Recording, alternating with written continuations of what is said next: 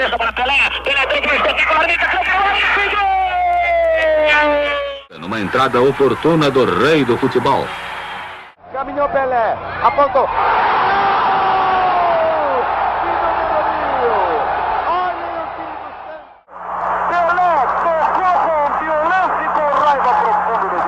Pelo meio, Pelé, gol! Pelé, gol! Pelé, número 10.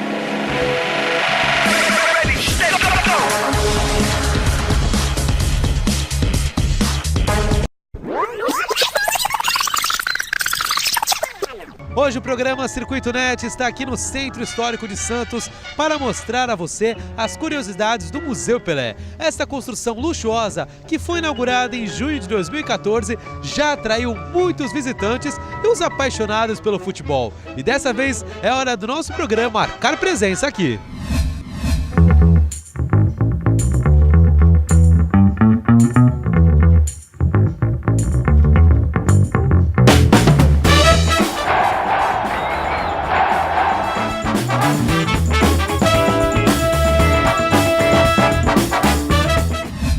Ao lado da restaurada estação ferroviária de 1867, do Santuário Santo Antônio de 1640, o Museu Pelé dá um novo visual ao bairro do Valongo, em Santos. Inaugurado em 15 de junho de 2014, como parte dos eventos paralelos da Copa do Mundo, o museu foi erguido no antigo Casarão do Valongo, uma bela construção do estilo neoclássico no Largo Marquês de Monte Alegre. Durante muitos anos, o casarão já serviu como sede da Câmara e da Prefeitura de Santos. O museu veio para transformar uma área que até tão pouco tempo era sinônimo de decadência e degradação, em um lugar pulsante, bonito, familiar e valorizado, e se consolida como um dos maiores polos turísticos, empresariais e de entretenimento do Brasil. Então distraia-se conosco em mais uma aventura do programa Circuito Net, dessa vez aqui no Museu Pelé, em Santos. Bom, gente, esse passeio aqui no Museu Pelé a gente inicia nesse primeiro módulo, que são as exposições. Quem vai mostrar pra gente é a Thaís Rodrigues. Thaís, é um prazer falar com você. A Thaís, que é monitora aqui do museu, e vai começar explicando pra gente que aqui tem muita coisa importante do próprio Pelé, né? Sim, com certeza. Bom, o Pelé, né, como todo conhece, foi o nosso rei do futebol.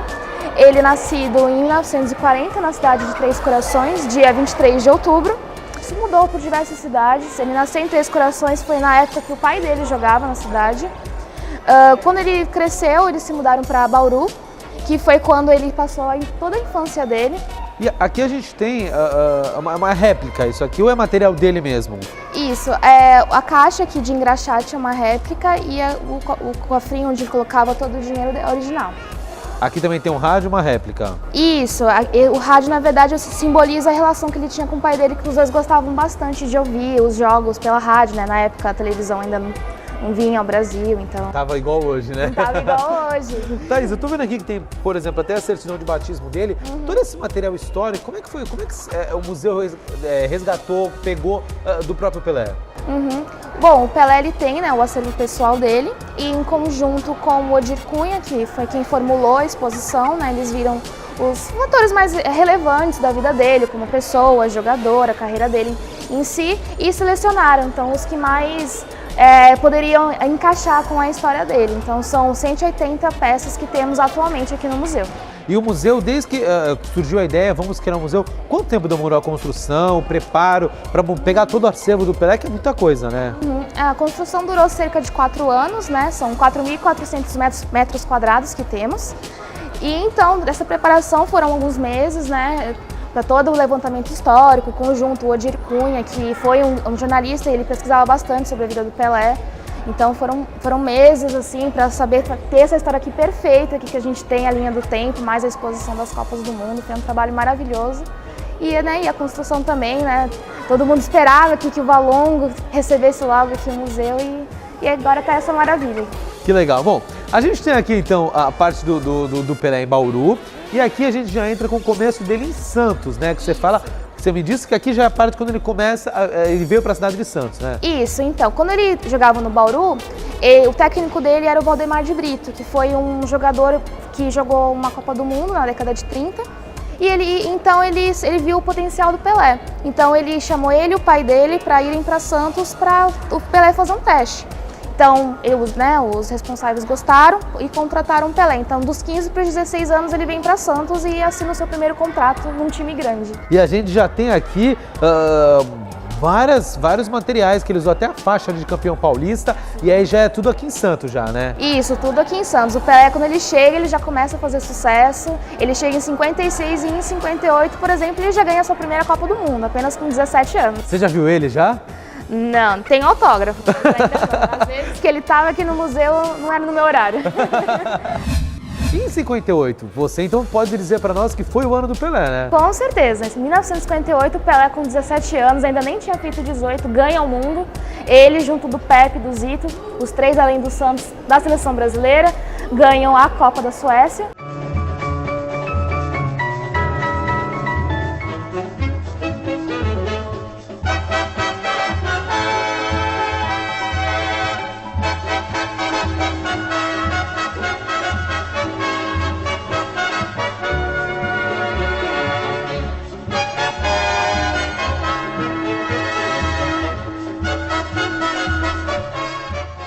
Então, quando o Pelé, o mundo inteiro presta atenção no Pelé, naquele que seria o rei do futebol.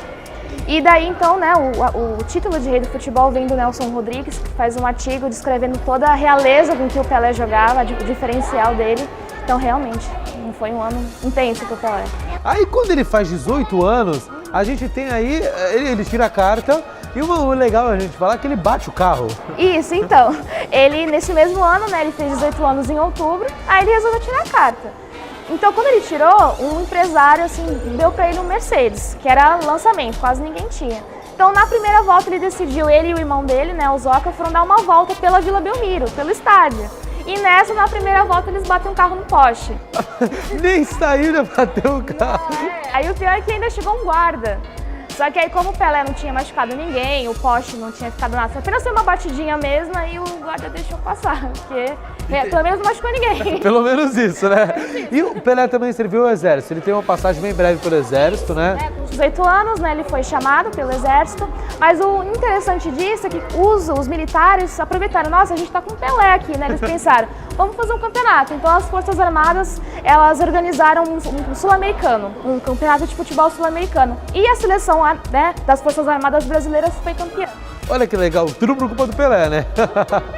Bom, vindo um pouco mais pra cá, a gente tem essa parte que nós estamos aqui, que fala sobre o gol de placa. Eu queria que você explicasse um pouco pra gente dessa história, porque veio através do Pelé, né? Com certeza. Em 1961, o Santos teve um jogo contra o Fluminense e o Pelé fez um gol assim que todo mundo pensava ser impossível, era uma coisa assim de outro mundo. Daí o João Betting, né, o grande João Betting, falou assim, meu Deus, esse gol merecia uma placa, de tão bonito. E realmente fizeram uma placa que até fala, Pelé marcou o tento mais bonito da história do Maracanã. E a partir disso, o gol de placa virou uma expressão, todo gol assim. Que hoje em dia, né? Assim, é chamado de gol de placa, pois realmente merecia uma homenagem.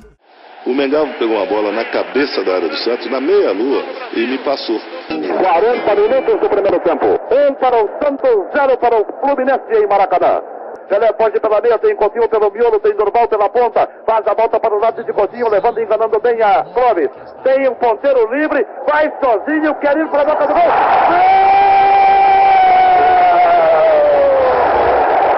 Espetacular a forma como ele enganou. Mas Jair Marinho foi o último homem que tentou fazer a cobertura, provocando aplausos de toda a torcida de Maracanã.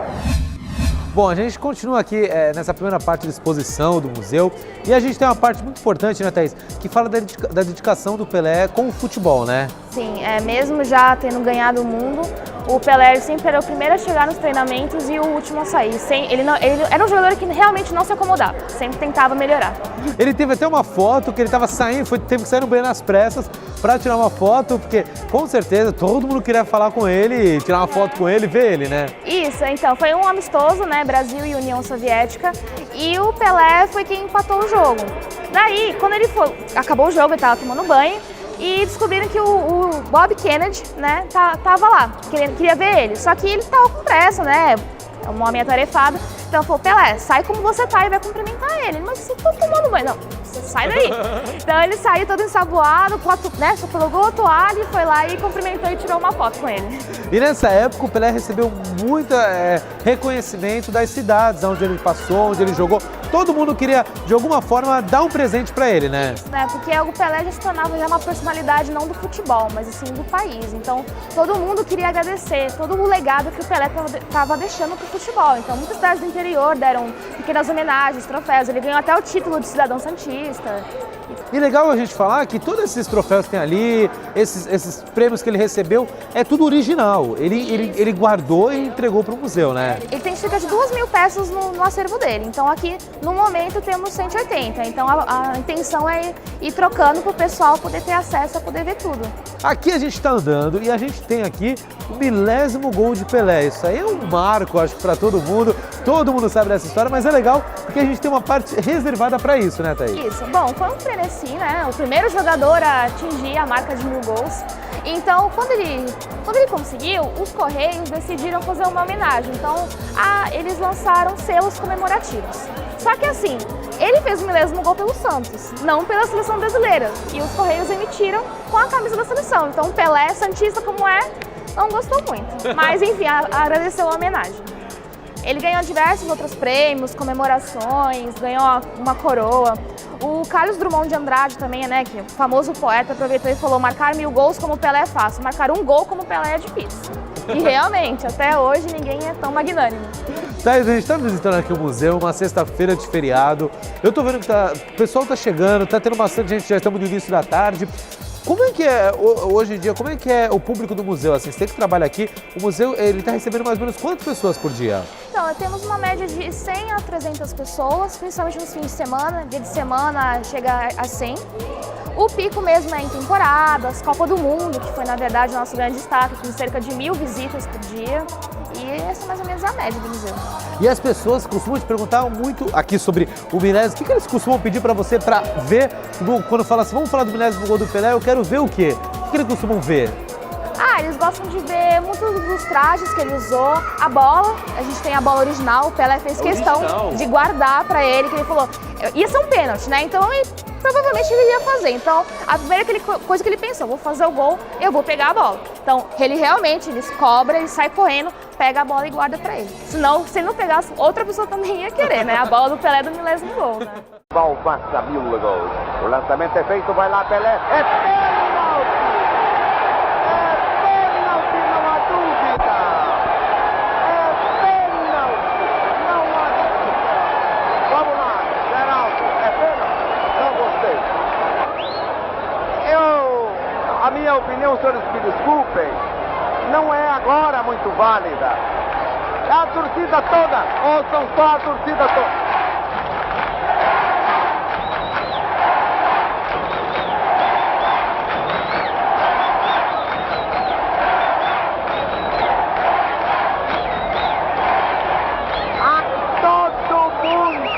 Todo mundo grita. Andrada e Pelé se abraçam antes da cobrança do pênalti. Andrada e Pelé se abraçando antes da cobrança do pênalti. Pelé botou a bola na frente porque tinha um buraco. O Andrada ajeita a bola lá. Vai bater Pelé. Eu não gostaria que o 10º gol fosse assim de pênalti. Eu queria que fosse um gol feito, um gol trabalhado, um gol elaborado, mas valha este. Tomara a Deus que ele faça e termine esta história sem fim de 1000 gols. Também um homem frio como ele se emociona. Caminhou Pelé, apontou. Que número 1000! Olhem o time do Santos! Olha a loucura!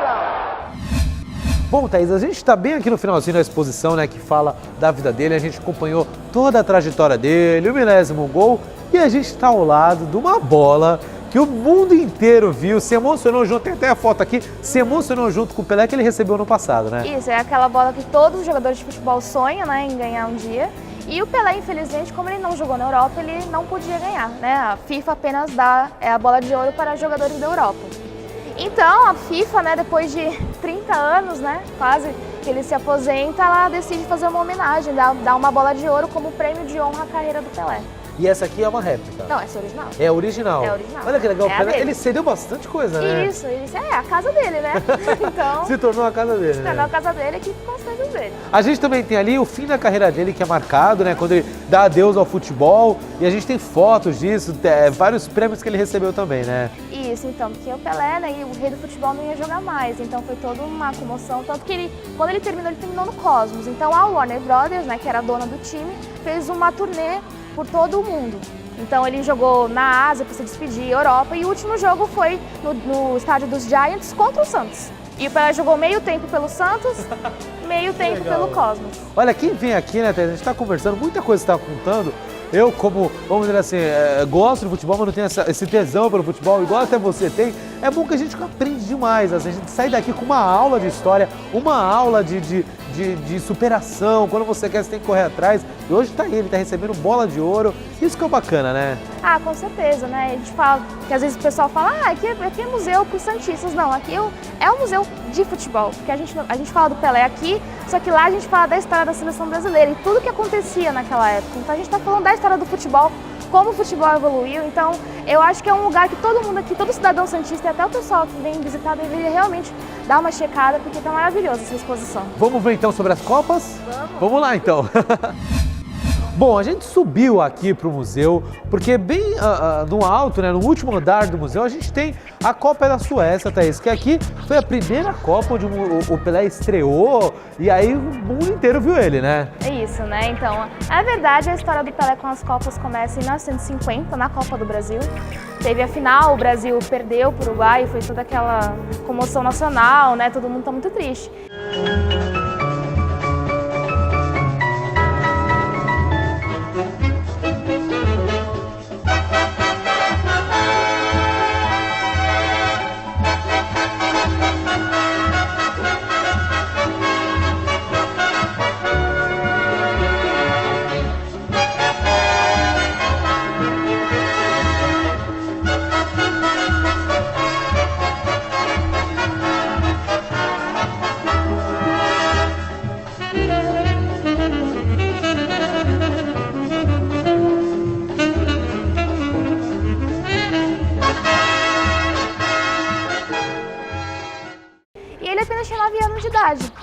E daí, o pai dele, né, tava muito aborrecido, como todo mundo.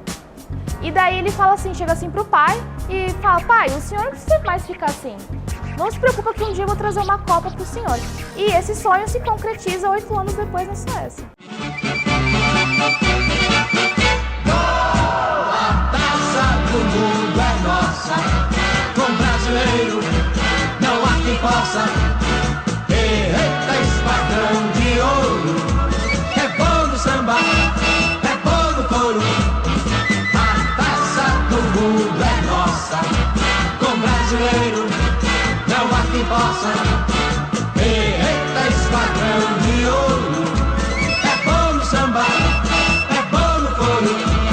O brasileiro lá no estrangeiro mostrou o futebol como é que é. Ganhou a taça do mundo, sambando com a bola no pé.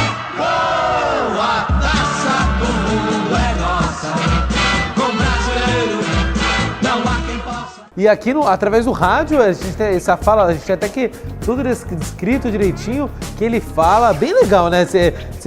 Não esqueceram desse detalhe muito importante. Isso, o Pelé fez questão de deixar todos os detalhes assim. Que depois de 8 anos... foi concretizado. Olha que legal.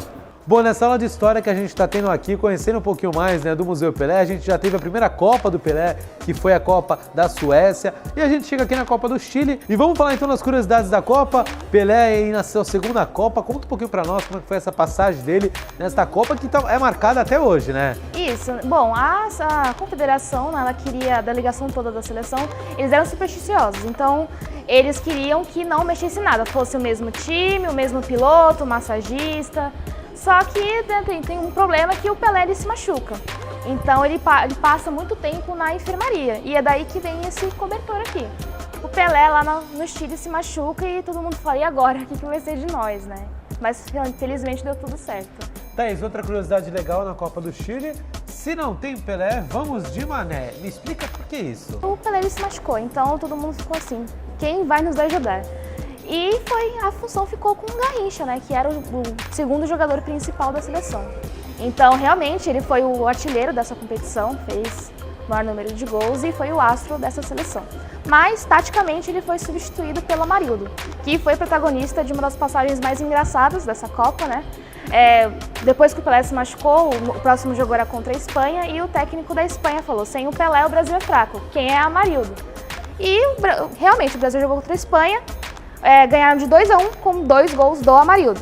E no final do jogo, o Amarildo chegou lá pro técnico e falou, prazer, o meu nome é Amarildo. Bom, enfim, a gente chega então na última Copa de Pelé, ele tem 30 anos e foi a Copa do México em 70, né, Thaís? Isso, né, o Pelé já com seus 30 anos, ele foi praticamente um paizão, né, para essa seleção de orientar, né, os novos jogadores. E foi uma Copa muito interessante também, que foi a primeira Copa a cores. Finalmente o povo brasileiro poderia ver a cor, né, da seleção canarinho, que antigamente, né, só quem estivesse ao vivo poderia ver que era verde e amarelo. Então agora todo mundo por sua televisão poderia ver o verde e amarelo. Bom, essa Copa também foi marcada pelos cartões. Nós tivemos cartões vermelhos, amarelos, foi a Copa da disciplina, né? Isso, até então, né, os jogos eram muito agressivos, muito acirrados, tanto que o Pelé se machucou em todas as 3 Copas anteriores. Então agora os jogos seriam muito mais tranquilos e organizados. A gente tem aqui uma réplica, se não igual a ele. E a Thaís me disse que no mundo existe só 3 réplicas do Pelé e uma delas está aqui em Santos, né? Isso, então. É uma estátua de cera, né, feita de quando ele tinha 53 anos, né, fiel, né, ao físico dele com essa idade. E isso realmente só existem 3, uma aqui e outra nos Madame Tussauds, né, os museus de cera de Londres e Paris. Bom, nessa reta final aqui da parte histórica do museu, a gente está finalizando o período do México, a Copa do México. Estamos aqui ao lado de uma taça que mostra as 3 vitórias de Copa do Brasil. E Thaís, para a gente falar um pouquinho mais do México, a gente tem uma das lembranças, é a troca de camisetas, né, que o Pelé iniciou e até hoje muitos jogadores fazem, né? Isso, então ela começou porque o Brasil ganhou da Inglaterra, que era a última vencedora, né? E todo mundo falava que Inglaterra e Brasil eram rivais e não se gostavam. Então o Pelé, para provar que isso não era verdade, ele chama o Bob Moore, que era o capitão da Inglaterra, cumprimenta ele e pede para ela trocar de camisa, né, para provar a amizade que tinha no esporte. Então eles trocam e a partir disso vira um símbolo da amizade que tem no futebol e todo mundo passa a repetir. A Copa do México também foi marcada pelo Guinness, que houve 2 coisas, tanto o Guinness quanto a FIFA, que falou que quem ganhasse a Copa iria levar a taça para casa, né? Isso, a final seria então contra a Itália, né? E a Itália, assim como o Brasil, era bicampeã mundial. Então, desse jogo sairia né, a primeira seleção tricampeã mundial. Então, o Guinness foi, ó, quem vencer vai ganhar o certificado. Aí a FIFA, para acirrar ainda mais essa final, falou, e quem vencer vai levar a taça para casa permanentemente. Então, seria a primeira seleção a poder levar mesmo a taça, que até então não se podia fazer isso. Brasil trouxe a taça, a gente tem até uma réplica dessa taça aqui que houve toda aquela história, mas o bacana é que foi a última Copa do Pelé com 30 anos de idade e foi uma vitória para ele como pessoa, né, também. Foi uma vitória, né, realmente incontestável, porque para quem chegou com 30 anos e o técnico, né, o antigo técnico da seleção, o João Saldanha, realmente falava que o Pelé não estava mais apto para jogar, achava que ele já tinha passado da idade. Então ele é demitido, trocado pelo Zagallo, amigo do Pelé, então o Pelé prova o contrário, que realmente ele ainda estava em plenas condições físicas. Ele apenas se despede da seleção um ano depois, em 71. Num cruzamento de Rivelino, Pelé de cabeça abriu o caminho da vitória brasileira. A resposta italiana foi imediata. Félix saiu mal do gol, se confundiu com a defesa e a bola sobrou para Bonicenha empatar a partida. Na etapa final, nossa seleção voltou com tudo. Nosso segundo gol acabou saindo com Gerson, que se livrou do zagueiro e acertou um lindo chute de fora da área. A Itália se abalou e o Brasil aproveitou-se da situação. Gerson lançou Pelé, que de cabeça ajeitou para Jairzinho marcar. Brasil 3-1. Aos 42 minutos, a consagração final. Pelé na entrada da área passa com mel e açúcar para Carlos Alberto chutar de primeira. Brasil tricampeão mundial 4, Itália 1. O programa Circuito Net está de volta aqui no Museu Pelé e nós estamos em outro prédio. Nesse prédio é mais conhecido como Pelé Interativo e quem vai explicar para nós tudo que tem aqui nesse espaço é a Júlia, ela é monitora aqui do museu. Júlia, é um prazer falar com você. Conta para nós, o que nós temos aqui logo de cara? Aqui a gente pode encontrar logo de cara 2 vídeos, que um é da Copa de 70 e o outro é sobre a Copa de 50 e 58. E o que o pessoal viu lá, né? Aprendeu lá, aqui tem a imagem, né? Isso, tem todas as imagens do que estava escrito lá na parte expositiva. Inclusive tem um jogo de quiz relacionado à parte expositiva. A gente também encontra simulador de pênalti, simulador de drible e de corrida. E no primeiro piso tem um cinema, o Hall da Fama e uma galeria de fotos. Eu tô vendo aqui que nessa parte as crianças adoram chutar a bola aí pra tentar acertar o gol e também simulador de corrida. Esses 2 simuladores aqui é o que mais chama a atenção? São os que mais chamam a atenção realmente. Às vezes vem famílias inteiras que ficam todo mundo rodeando e todo mundo torcendo. E são crianças, são adultos. O pessoal da terceira idade, o pessoal gosta muito. E assim a gente finaliza o nosso programa Circuito Net aqui no Museu Pelé em Santos. Eu espero que você tenha curtido esse programa e na semana que vem a gente volta com muito mais. A todos um ótimo final de semana e até a próxima!